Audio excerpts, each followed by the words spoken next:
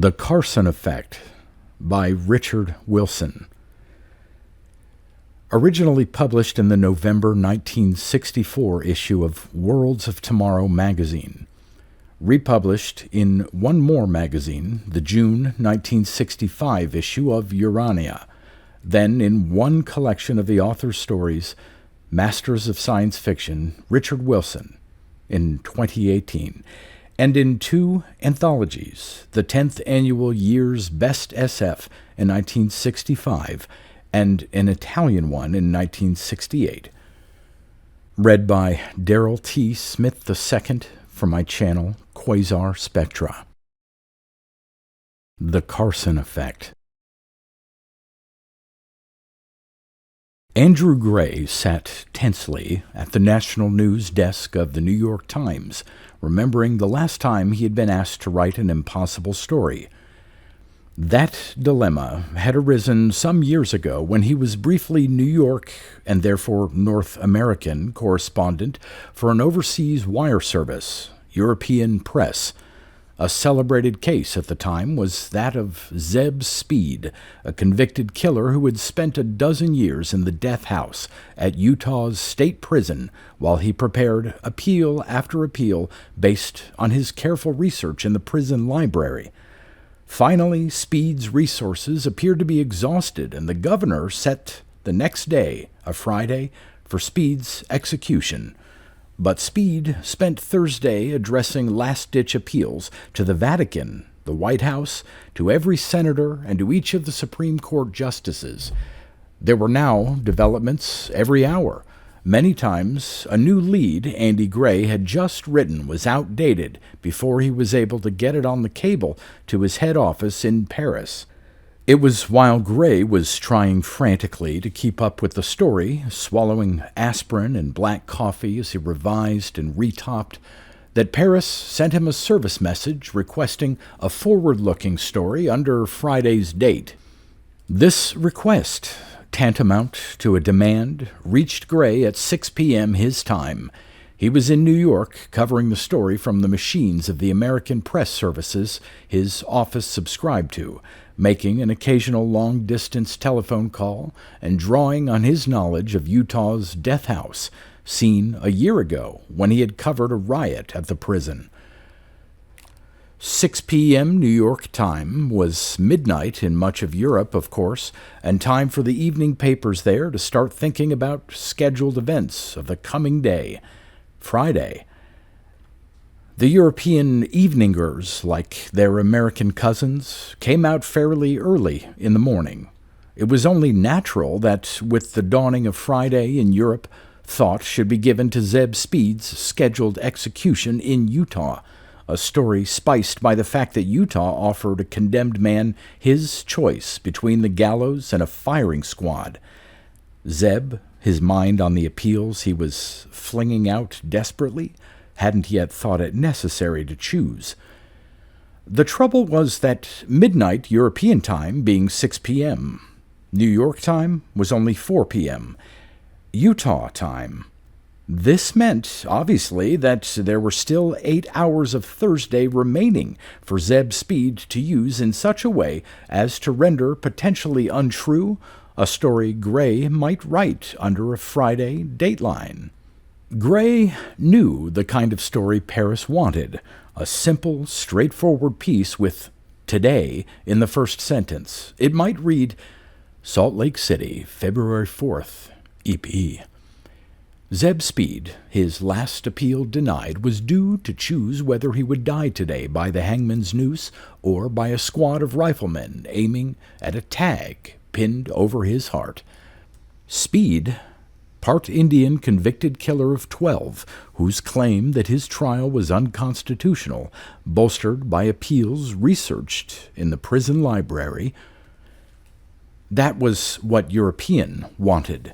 The only trouble was that anything Andy Gray wrote as a Friday story before midnight Utah time, 8 a.m. Paris time, would be science fiction.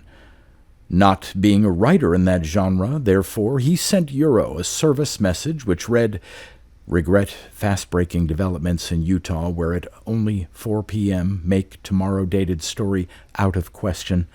Propose cabling spot developments, leaving rewrite desk due forward-throwing piece as feel warranted. It was exactly this sense of caution which got Andrew Gray fired from his European press job. EP acted on his dismissal with the benefit of hindsight, since it turned out that Speed's last appeal was denied, and he was executed on Friday, choosing the firing squad, and hired by the New York Times. And now Andy Gray sat hunched over his portion of the Times national news desk, trying to write, as responsibly as he could, a story far more difficult. A copy boy dropped the latest fragment of the story in front of him. He already had more facts than he needed. Here were bits and pieces from all over. When you hear this one, it will be exactly 10:26 a.m. Eastern Standard Time. Douglas Roche tried to walk casually from the door of the bank to the waist-high tables where the deposit and withdrawal slips were kept. He'd never done anything like this before. He took a deep breath, wiped his sweating palms on the sides of his coat, and picked up a pen. He printed on the back of a withdrawal slip, "Give me $10,000 in medium-sized bills. Don't do anything crazy. This bottle is full of nitro." Roche was 34 years old, married with 3 kids. He had a job that paid him $127 a week before deductions. He also had a mortgage, a second mortgage, a car, a deep freeze, a new TV, a power lawnmower, a revolving charge account with 3-figure balance, new storm windows, and a bill 3 months overdue at the high-priced grocery store that delivered and gave credit. He had $2.18 and a Subway token in his pocket, and his wife had just gone to the hospital to have an operation. They had let her in without payment in advance only because he promised to bring $200 at 9 o'clock tomorrow morning. He didn't have hospitalization. That had been one of the things he'd economized on. He'd also heard that surgeons charged up to $1,000 for a laminectomy. He hadn't yet discussed fees with doctors. Oh, yes, there was the bookmaker. Roche owed him $50. Doug Roche was no bank robber. He was just a man driven to the wall. But now he was a bank robber. He got into the shortest line. Only one person was ahead of him at the teller's window, but the person was a woman with a wad of books and papers in her hand, which she had handed to the teller one by one. A deposit in the checking account, a payment on the personal loan, a deposit in the savings account, a money order to be cashed, $1 in the Christmas club. Finally, she was finished. Doug Roche thought for the last time of walking away, but there was nowhere to walk to. He shoved the note across the counter and opened his fist to show the little bottle containing a colorless liquid. It was only water, of course. The teller looked up from the note, and Roche made a small threatening motion with the bottle. At the same time, he began to regret that he had demanded so much. $2,000 would have got him out of his immediate troubles. $10,000 might get him a bullet in the back from some hidden guard. But the teller said, "Sure, don't worry. I won't do anything foolish." He began taking bills out of the drawer and stuffing them in a big manila envelope. Roche saw the wrappers on the wads of bills. $1,000, $5,000, $3,000, $50,000. Almost hysterically, he said in a strangled voice, "That's enough." "One more," the teller said, and shoved in a thin stack whose wrapper said $100,000. Roche tried to keep his voice steady as he said, "Okay, don't ring the alarm till I'm out the door or I'll throw the bottle right at you." "Don't worry," the teller said again. Then he said, "God bless you." Roche, perspiring, so nervous that he nearly dropped the manila envelope, turned and walked toward the door. It took all his determination not to run. He went out into the shopping crowds, turned a corner, and walked fast. He went into a department store and out the exit on the far end and took the subway out to Queens, but nobody chased him. He got home and locked the door and pulled down the shades. He put the manila envelope on the kitchen table and got a can of beer from the refrigerator and peeled it open. He took a big swig and lit a cigarette and counted his money. $223,650. By the time he had finished a second can of beer, he had counted the money 5 times. It always came to the same amount, just under $250,000. He felt numb. After a while, he took a $10 bill from one of the stacks and put the rest in a paper bag, which he hid under the sink among other paper bags containing potatoes and onions. He went out intending to buy a bottle of whiskey and get drunk. Instead, he came back with a takeout order from a Chinese restaurant and ate his first full meal in days. Later, he took out the money and counted it again, minus the $10. It came to $223,640. He began to laugh and couldn't stop himself. For a long time he laughed hysterically, lying on the bed and muffling his face in the pillow. Finally, he got up, washed, shaved, and put on a clean shirt. He took $200, put the rest back under the sink, and went to see his wife in the hospital. "When you hear the tone, it will be exactly 2:17 p.m. Eastern Standard Time." Frida Bering. Some of the older women in the office called her Theda Berra in fun, as she was anything but a glamour girl, went hesitantly to the head bookkeeper's cubicle. She was nervous because the expense money she wanted to collect was a whole $3.65, and the man who'd authorized it had quit a month ago. He had forgotten to sign a petty cash slip. It would be Frida's word against the company's. What happened was that the assistant sales manager, the man who'd quit, had asked her to take a cab downtown and pick up some papers he needed right away. He'd told her to have the cab wait, and it had waited what seemed to Frida a long time. It was a complicated story to have to explain, and she dreaded the ordeal she faced with the head bookkeeper of Schlarf & Son, a man notoriously reluctant to part with a nickel. But today, the head bookkeeper, a gray-haired man in his 50s, was almost jovial. "Ah, Miss Baring," he said. "What can we do for you? Sit down, sit down." Frida sat on the edge of the chair and said, "It's about a petty cash slip. I had to take a cab for Mr. Westfall. This was before he left, and it's $3.65. That includes a 35-cent tip, and I laid it out, but if you don't think I should have tipped the driver, then it's only $3.30. I mean, Mr. Westfall didn't specifically say to tip him, and maybe Schlarf & Son don't authorize—" The head bookkeeper held up a hand. "The tip is authorized, Miss Baring, of course. Here." He opened a drawer and lifted the lid of a metal box filled with bills and change. $3.65 even. "Just sign this slip." Frida signed and took the money. She got up to go, tremendously relieved. This was wonderful. Now she could pay the electric light bill before next payday, by which time they would have shut off the electricity. "Don't go, Miss Maring," the head bookkeeper said. "There's another little matter we can settle as long as you're here." He smiled in a sad kind of way, which filled Frida with dread. Were they going to fire her for her audacity in demanding the cab fare? Had they found out about the half-dozen boxes of paper clips she'd taken home to make that stupid mobile hanging from the ceiling of her kitchenette? But the head bookkeeper was saying, "Your pension plan. We find you've overpaid your share by $34 a year, and since you've been with Schlarf & Son a trifle over 12 years, we owe you $414.80, plus interest, of course."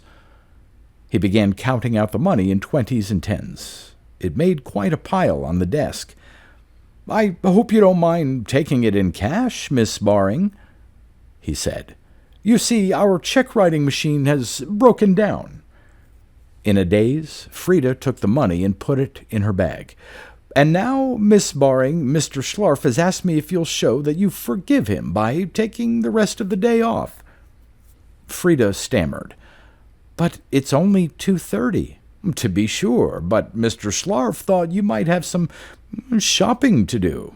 A new hat, maybe? You have a beautiful day for it." "When you hear the tone, it will be exactly 3:49 p.m. Eastern Standard Time." Billy Boyce, aged 6, was going shopping. He had saved up 74 cents to buy his mother a birthday present. His sister, aged 14, gave him 26 cents more, which made it an even dollar, and said she'd pay the sales tax. They were on Fifth Avenue and had walked past many fascinating windows. There was a 5 and 10 around the corner. "Do I have to go to the 5 and 10? Billy asked. "Do I have to?" "You've only got $1, his big sister said. "Where do you want to go? To Tiffany's?" "Sure, Tiffany's," Billy said. It sounded nice. Eunice, his sister, thought, why not? She was going to be 15 soon, and in a few years she'd be 18, and maybe then somebody would have proposed. She'd never been to Tiffany's or anywhere like it. It would be a good idea to see what they had, just in case. She could always tell the clerk that she was just humoring her little brother. "As a special favor to you, Billy," Eunice said, "we'll go to Tiffany's. But don't be disappointed if you don't have enough money. They're expensive in there." "Okay," Billy said, "but I got a whole $1." Such nice things they had. Rings and necklaces and brooches, Eunice called them brooches, and earrings and pendants and lockets, and especially rings and necklaces. "I want that one for Mommy," Billy said, pointing to a glittering diamond necklace resting in a velvet box.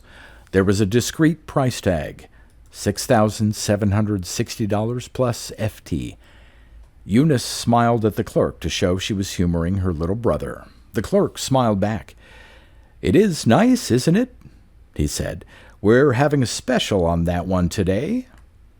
She could imagine. Even at 10% off, it would be 6,760 minus 676 equaled whatever it equaled, plus 10% back on for the federal tax. "Do you have anything a little, not quite so gaudy?" she asked, to show him that it was a question of taste, not price.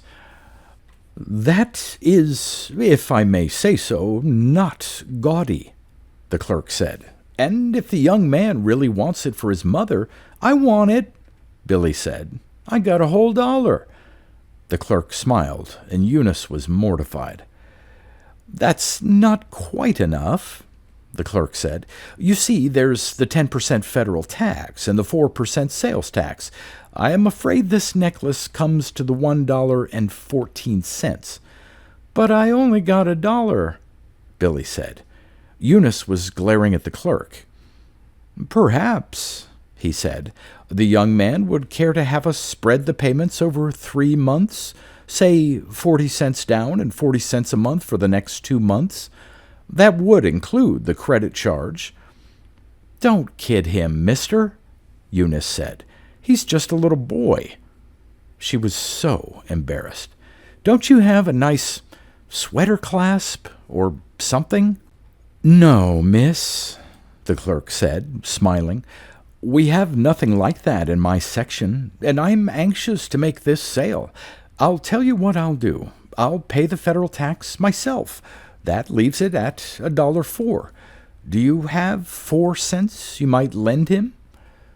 Eunice was a woman of the world, as she had often told herself.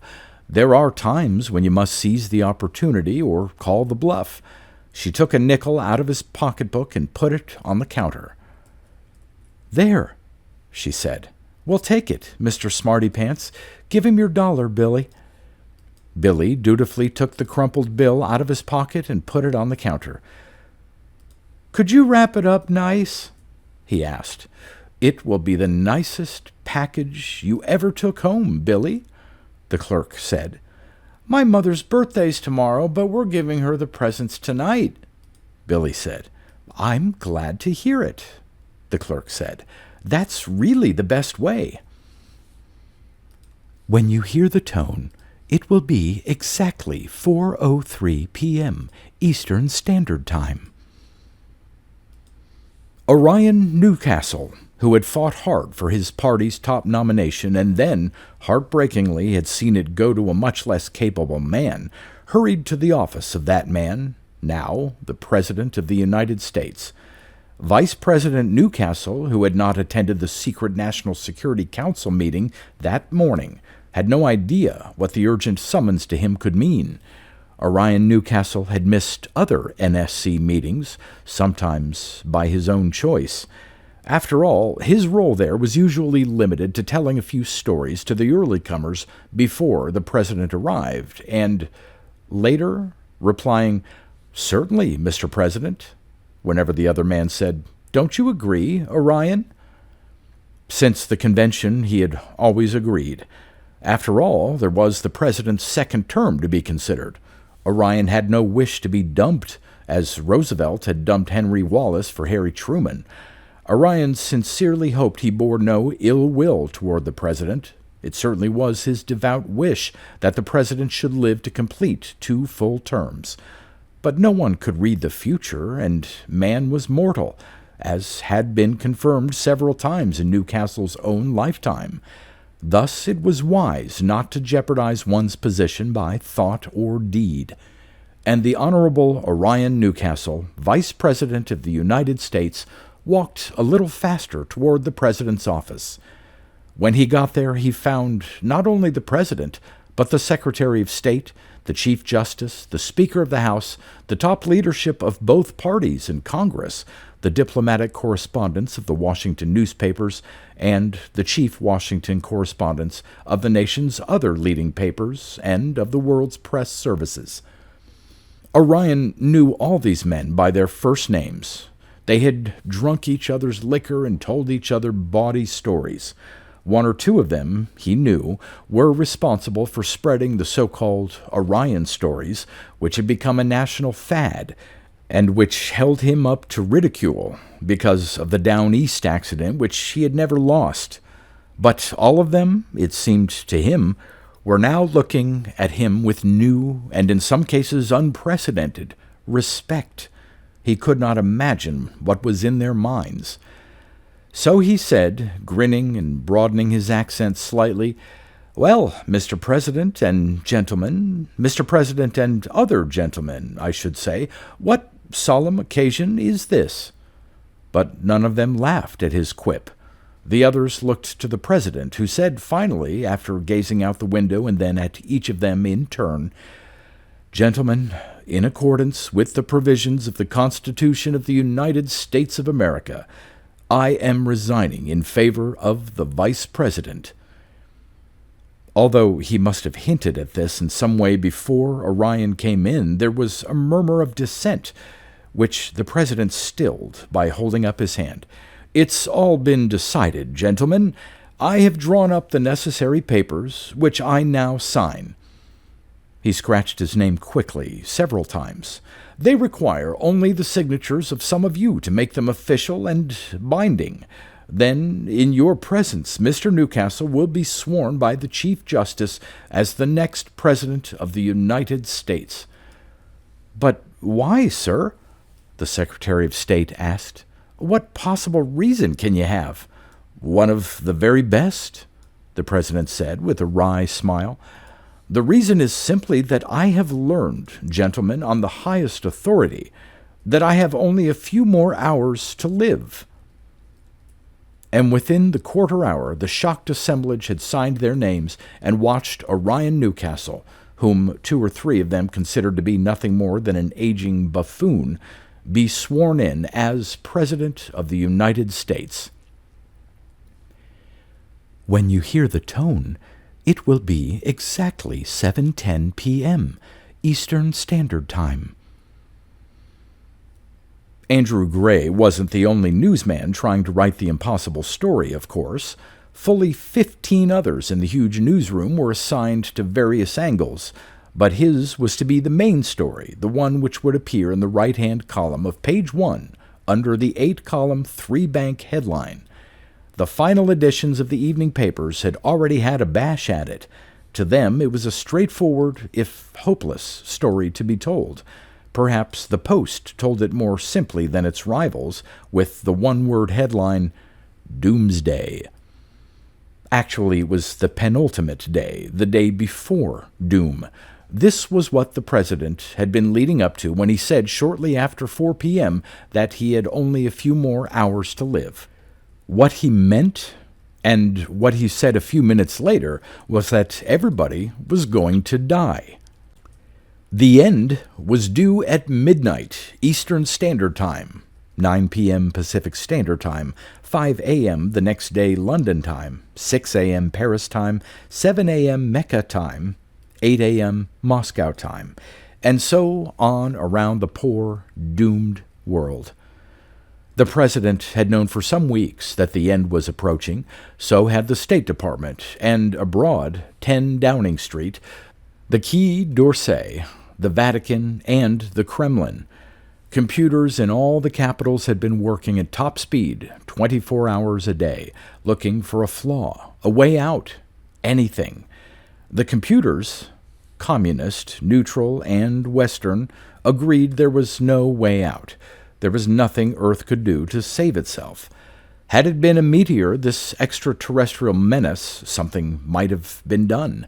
Even a good-sized asteroid, having strayed out of orbit and into a collision course with Earth, could have been broken up into relatively small, harmless chunks that would burn up in the Earth's atmosphere if the world powers cooperated in firing their space-age weapons at it. But there was no way known of dispelling a cloud of noxious gas so huge that it would envelop the Earth for 37 days, poisoning every breathing thing. The evening papers put out their final editions, and their staffs went home to their loved ones, went out to get drunk, went to holy places to pray. The journal American said, "World ending. President, Pope, Kremlin confirm Holocaust. No way out for Earth. Moonflight couple also doomed."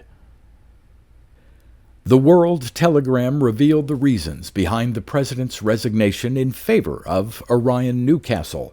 The fact that during World War II, when both were unknown non-coms, the older man, though wounded, had dragged the younger one inch by inch through a minefield to an aid station and to the treatment there which had saved his life, and the fact that Newcastle had never again mentioned that incident, publicly or privately, in all the years since the war. A man of such courage and unselfishness, who, moreover, had been elected by the people to the second highest office in the land, surely was entitled to be president, if at all possible, during the last several hours of his and the world's existence, even if he was an incompetent buffoon. The World Telegram also found room for half a dozen human interest stories. There was the one about the bank president who had been told confidentially by his friend, the Secretary of the Treasury, about the imminent end, and who had amused himself by taking a teller's place and giving away vast sums of money, including $250,000 or so to a bank robber who had threatened to blow up the place with nitroglycerin, but who obviously was an amateur with a little jar of water. There were the stories of the publisher who had given the beatnik poet a $15,000 advance on an impossible sheaf of non-verses, and of the partner in Tiffany's who, pretending to be a clerk, had sold a little boy a $7,000 necklace for $1.14. Only an elite few had known the truth before the president's announcement, but the truth had trickled down among the influential, moneyed group, enabling many who had never before considered playing the role to become philanthropists in various ways, either for the honest fun of it, or because of the goodwill this presumably would lay up for them in the next world, if any. Oh, about that moonflight couple. They were a cosmonaut and a cosmonet, so-called, Russian. They were doomed like the rest of humanity, Tass explained unhappily, because the killer cloud would envelop the moon as well as the Earth and the space between them. Let's get back to our man on the Times, Andy Gray, struggling with syntax in his attempt to write today's story from tomorrow's mythical, because non-existent, point of view. To put it another way, he was trying to manipulate the language so his story would look back as honestly as possible from a day that wouldn't exist on the events of Earth's last day. Yet his story could not be 100% positive. The first edition appeared at 10 p.m., and there was always the possibility, however slight, that something might happen between press time and midnight to change everything. Theoretically, it was an impossible story to write. Actually, though, it could be done if it were sufficiently hedged with enough loopholes left. Andy Gray rolled another sheet of copy paper into his typewriter, lit another cigarette, at least lung cancer would never touch him now, and tried again to write a lead that would, as they say, stand up through all editions, both those that came out tonight and those printed, or due to be printed, tomorrow. The world came to an end yesterday. Of course, you couldn't say that. If it had, there'd be no one left to write such a sentence. The Earth was due to be destroyed last night, the top international scientists agreed. Said when? Last night, presumably. But the concept of last night cannot exist unless there is a today to look back from. Thus, if the world had ended last night, there could be no today, and the sentence, designed to be read by today people, was nonsense. There will be no today, despite the date on this newspaper. Never in the New York Times. Too whimsical. It could have been done entirely with out-of-town datelines like Washington, London, and Moscow. There were plenty of such stories already in type under yesterday's date, but the publisher and president of the paper had decided that the overall lead had to be an undated one, so-called, written from the point of view of the date of the newspaper. Today, meaning tomorrow. Andy Gray crumpled up his umpteenth piece of copy paper and lit his next cigarette, reflecting that the problems posed by European press in bygone days were pikers compared to his present dilemma. A copy boy brought Andy the first editions of tomorrow's tabloid, the Daily News, which came out 2 hours earlier than the Times. End nigh, the Daily News said in its biggest, thickest headline type. Before publishing this to page 3, where the story was, Gray turned to the centerfold -1 to see what the editorial said. Typically colloquial, it was headed, "So long, everybody," and went on, "We hear we're wasting our time writing this editorial for a paper that won't hit the stands today, which is really tomorrow to us, that is, the man writing this, but there's an old show business adage which, adapted to our business, applies here. The paper must come out if it's at all possible. We naturally greet the news of our impending doom and yours, as so dramatically described by our Washington man on page 3, with mixed emotions."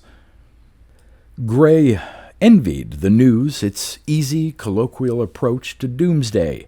Inside was a sidebar under these encouraging words, "Religious leaders pledge hereafter." None of this was any help to Gray. He was well into his 4th pack when the boy came up with the Herald Tribune, which had obviously advanced its publication time. The Trib, which had been liveling itself up these many years, much to the Times' annoyance, had put all its columnists on the front page, as if to assuage the grief of its readership by showing them that Walter Lippmann, John Crosby, David Lawrence, Judith Christ, and Art Buchwald were going, too.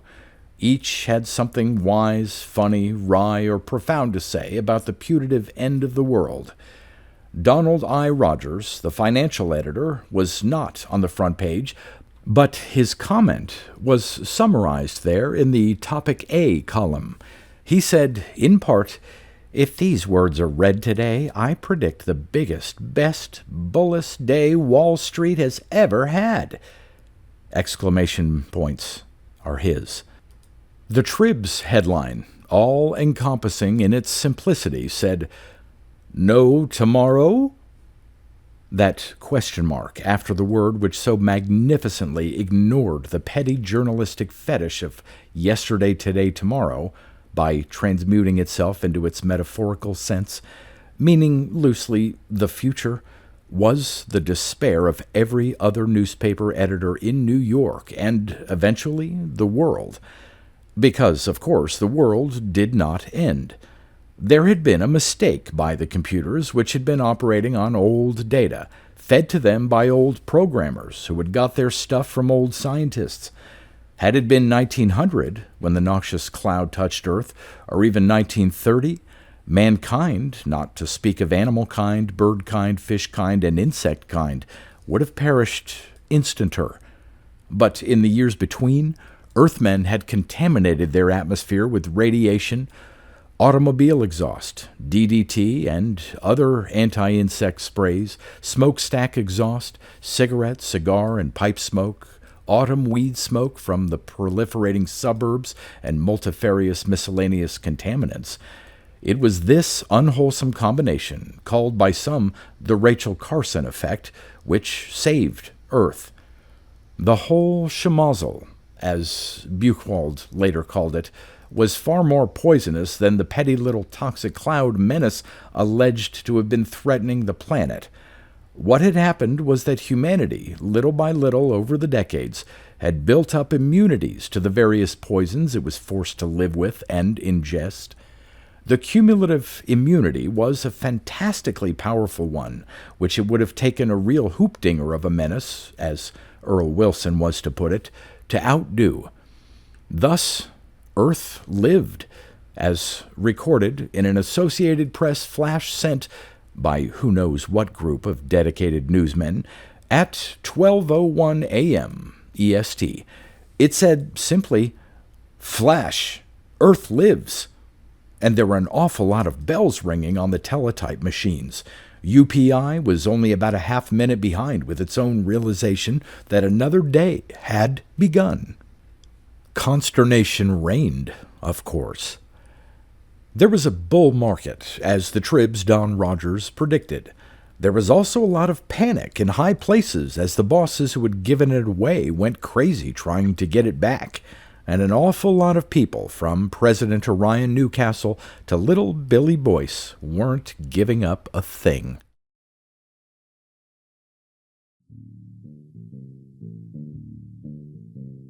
You've been listening to pre-1990s speculative fiction readings with a highlight on science fiction by Darrell T. Smith II. Please consider clicking the donation link in the description box. Thank you so much for your time and your imagination.